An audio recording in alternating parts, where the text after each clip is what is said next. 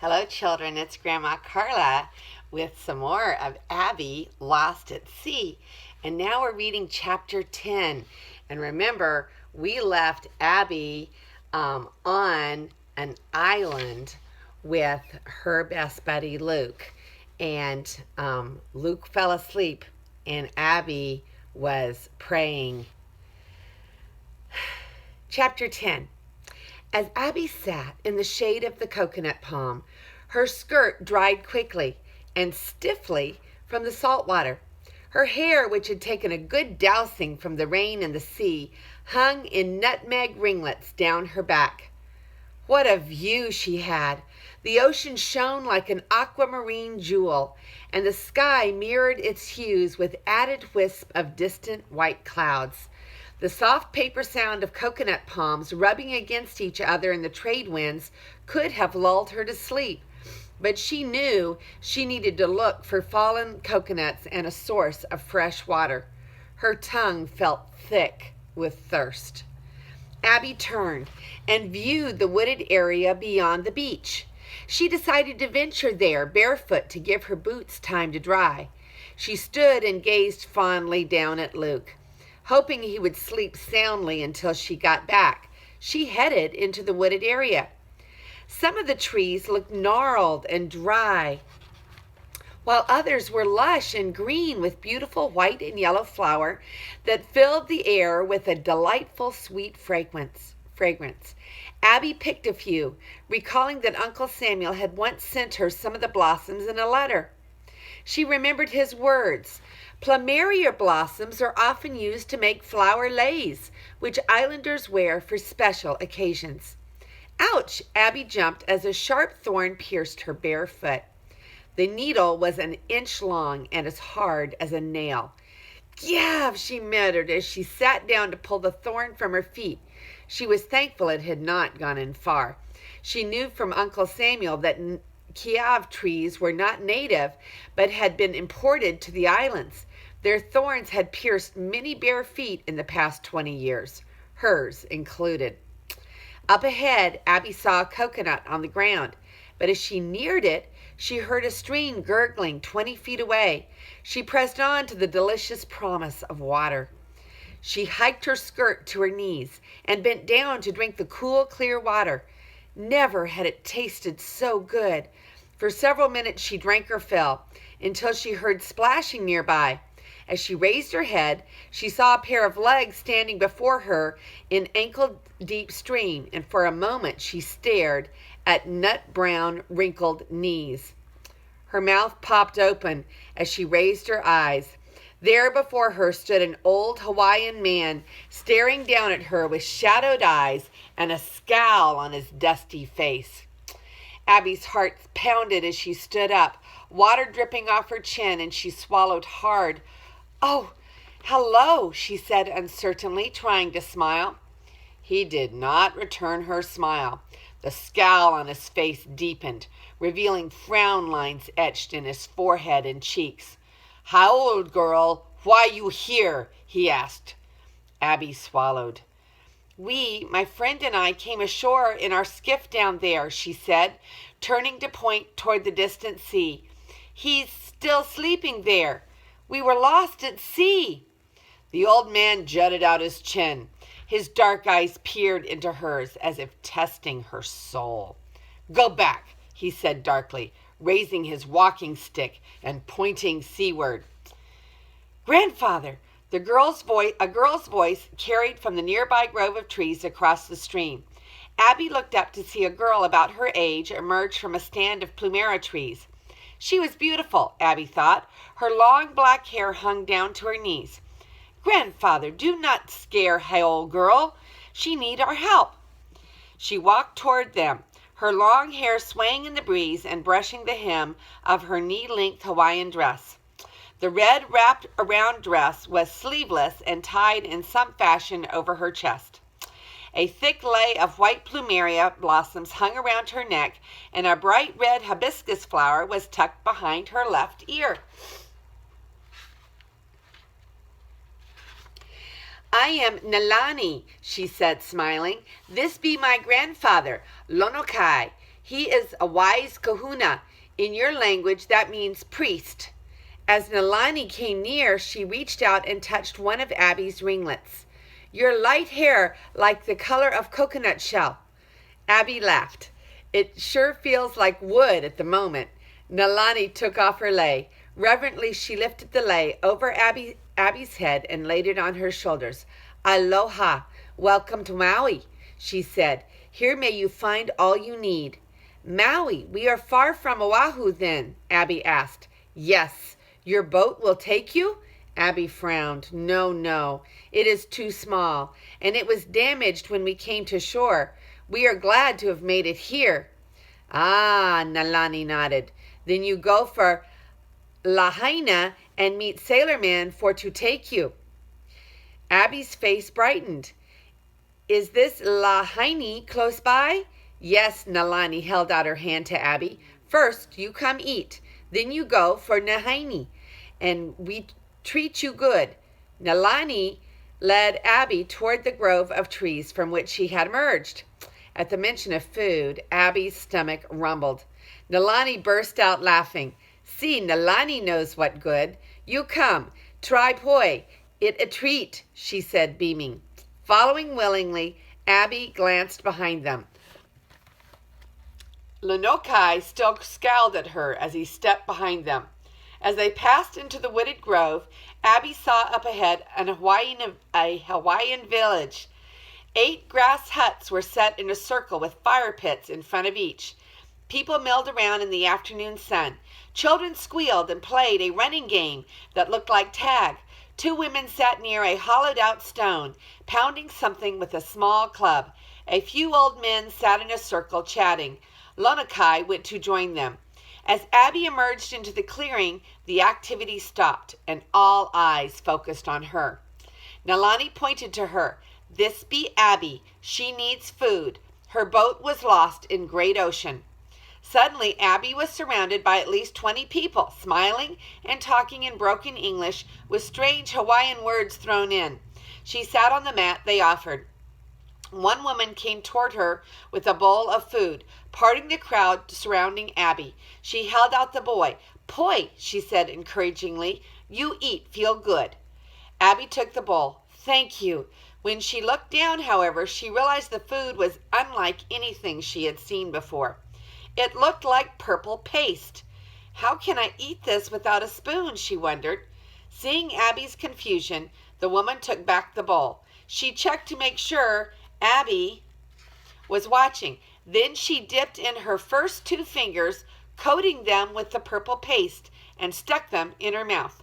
Her eyes closed in obvious ecstasy as she licked every drop of the poi from her fingers. Abby gawked. It must taste delicious. The woman urged her to try. Eat, eat. Nervously holding the bowl in her left hand, Abby plunged 2 fingers into the purple mush.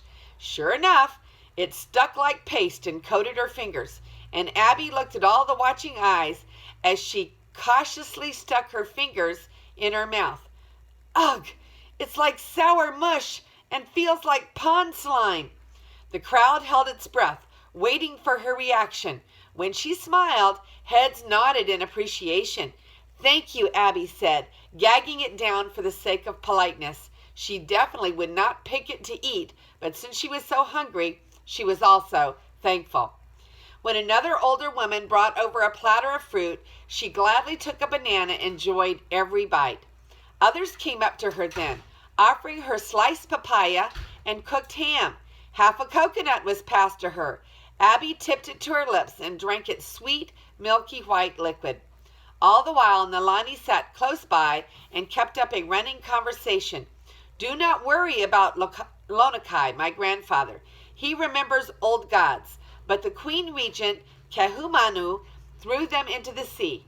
Now I follow white man's god, but grandfather not trust old people. He old man with old gods. He see many friends die for disease that come with hails, but he forget the way of aloha. It is to welcome anyone, everyone.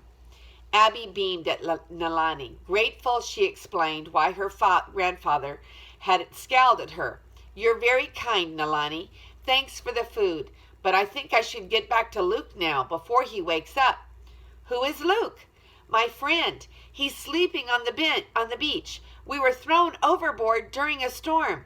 Now we need to find my parents at Oahu somehow. She explained, a knot constricted in Abby's throat. They were so far away from home, so far away from her parents. How could they get a ride on a ship to Oahu when they had no money for passage? What if I never get back to my parents? Nalani's eyes glistened with compassion. You'll get home. In Lahaina be plenty sailors and ships. You watch out for bad sailors. They drink too much rum and fight at night. Nalani brushed her long hair back and put her fingers on her lips, as if deep in thought. I know, she said brightly. You find sailors pastor at White Church near harbor. He help all hails and pray big prayers. The sailors pastor? That's wonderful, Nalani. Thank you. Now I must get back to Luke before he wakes and worries about me. Come, Nalani said, taking Abby's hand. We bring him feast. And a bucket of water, too, Abby said. Luke smelled it in his sleep. Ham, sweet potatoes. He thought as he began to wake and roll over, his eyes still closed. When his hand touched warm sand, his eyes flew open in surprise. Above him, Abby stood grinning. Right next to her stood a girl about the same age with long dark hair. She was an islander, dressed in a red print shift, which only came to her knees. Luke bolted up and stood gaping at Nalani. He'd never seen a female's legs before. Looking over at Abby, who had begun laughing aloud, he whispered, An islander! He waited for Abby to introduce him, but he was laughing too hard, so Nalani stepped forward. Aloha, Luke. Welcome you to Maui. I am Nalani. Then she took the plumeria lei that was draped over her arm and placed it over Luke's head. She leaned forward and kissed him on both cheeks, which now glowed bright red. Swallowing hard, he managed to get out. Nice to meet you, I'm sure. Then he quickly looked away from Nalani's interesting island dress.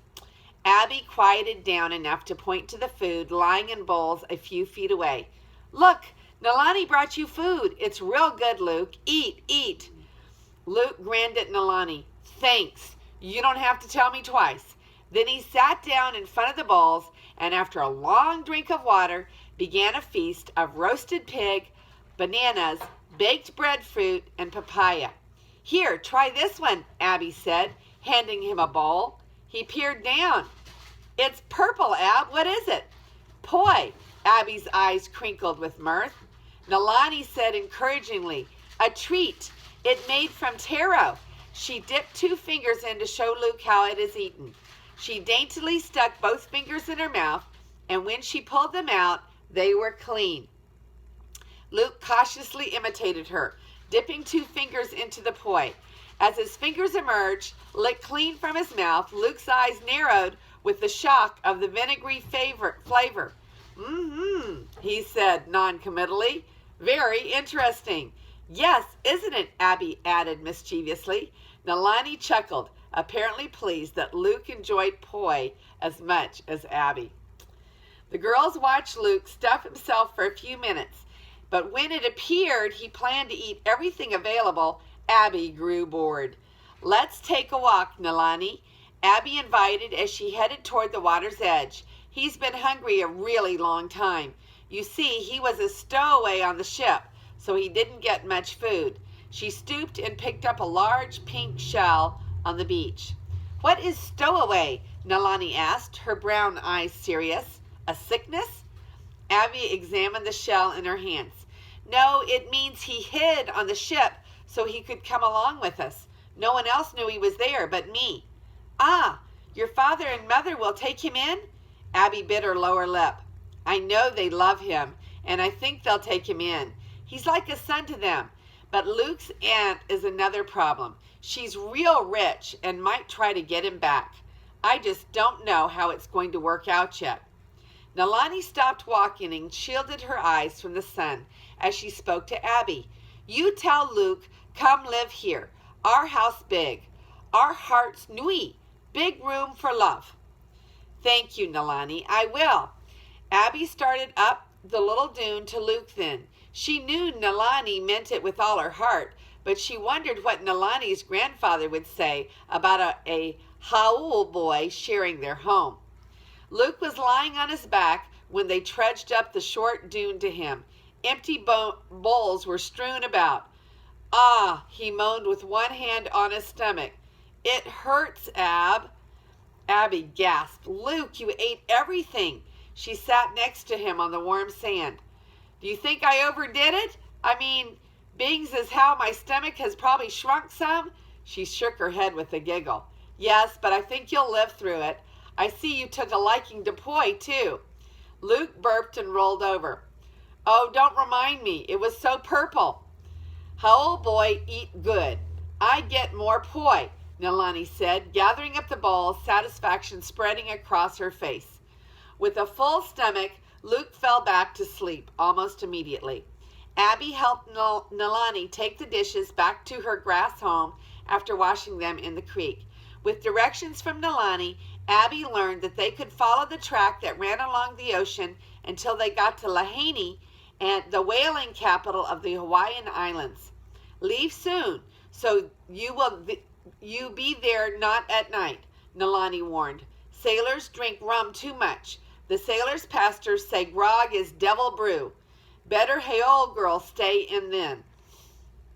After many thanks, Abby left the little village and went back to watch over Luke. He had worked so hard to get them safely to shore that she couldn't bear to waken him. Finally, she lay down on the sand, listening to the sound of the gentle waves lapping the shore.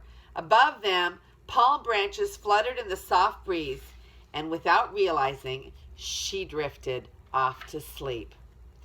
That's the end of chapter 10 of Abby Lost at Sea. This is Grandma Carla, and I will see you next time.